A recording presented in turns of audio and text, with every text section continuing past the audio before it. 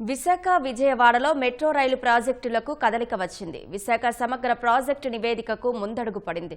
కొన్ని మార్పు చేర్పుల తర్వాత దీనిపై కేంద్రం నుంచి త్వరలో మరింత స్పష్టత రానుంది. విజయవాడ మెట్రోకు కొన్ని సవరణలను పరిశీలిస్తోంది. దానికి త్వరలోనే ఆమోదం వెలువడనుందని తెలుస్తోంది.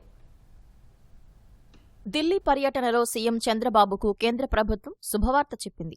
విశాఖ మెట్రో ప్రాజెక్టు నిర్మాణానికి ఈక్విటీ షేర్లో సగం సమకూర్చేందుకు ఆమోదం తెలిపింది. విశాఖ, విజయవాడ నగరాల్లో 2 దశల్లో మెట్రో ప్రాజెక్టుల కోసం రాష్ట్ర ప్రభుత్వం మొత్తం 42,362 కోట్లతో ప్రాజెక్టు నివేదికలు తయారు చేసింది. వీటిలో మొదటి దశ పనులకు 2 చోట్ల కలిపి 22,507 కోట్లు అవసరమని అధికారులు అంచనాలు వేశారు. విశాఖ ప్రాజెక్టుకు 11,498 కోట్లు, విజయవాడ ప్రాజెక్టుకు 11,009 కోట్లు ప్రతిపాదించారు. మెట్రో రైలు కొత్త పాలసీ 2017 ప్రకారం విశాఖ ప్రాజెక్టుకు మొత్తం ఈక్విటీ షేర్ 40%లో కేంద్రం 20% నిధులు సమకూర్చేందుకు అంగీకరించింది. మిగతా 20% నిధులు రాష్ట్ర ప్రభుత్వం భరించాల్సి ఉంది. తొలి దశలో 11,498 కోట్లతో చేపట్టనున్న ప్రాజెక్టు అంచనా వ్యయంలో 40% ఈక్విటీ షేరుగా నిర్ణయించారు. మిగతా 60% నిధులు ఏడీబీ, ఏఐఐబీ, ప్రపంచ బ్యాంకుల నుంచి సాఫ్ట్ లోన్గా సేకరిస్తారు. ఇందుకు కేంద్రం హామీ ఇస్తుంది. రాష్ట్ర ప్రభుత్వం 30 ఏళ్లలో రుణం తిరిగి చెల్లించాల్సి ఉంటుంది.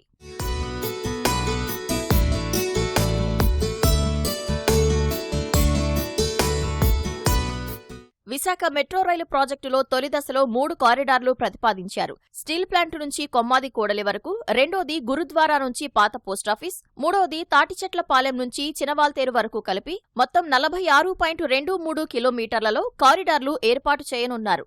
రెండో దశలో కొమ్మాది నుంచి భోగాపురం విమానాశ్రయం వరకు 30.67 కిలోమీటర్లలో మరో కారిడారు ప్రతిపాదించారు. ఇందుకోసం 5,734 కోట్లు అవసరమని ప్రతిపాదించారు.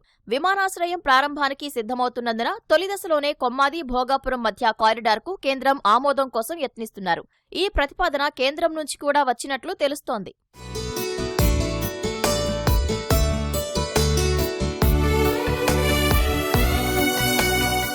విజయవాడ మెట్రో ప్రాజెక్టుకు 2 ప్రధాన ఎలివేటెడ్ కారిడార్లను దుర్గగుడి వరకు విస్తరించే విషయాన్ని కేంద్రం పరిశీలిస్తోంది.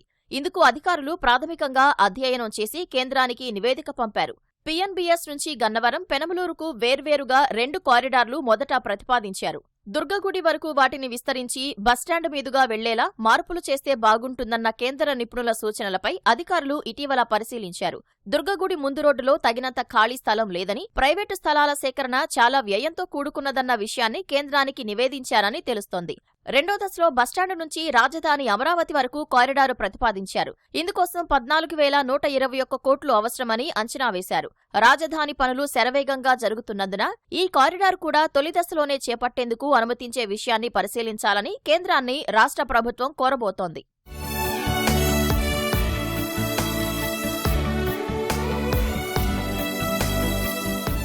విశాఖ మెట్రో ప్రాజెక్టుకు కేంద్రం పచ్చజెండా ఊపడంతో ఈ పనులకు పిలిచిన టెండర్లు తెరిచేందుకు మార్గం సుగమమైంది.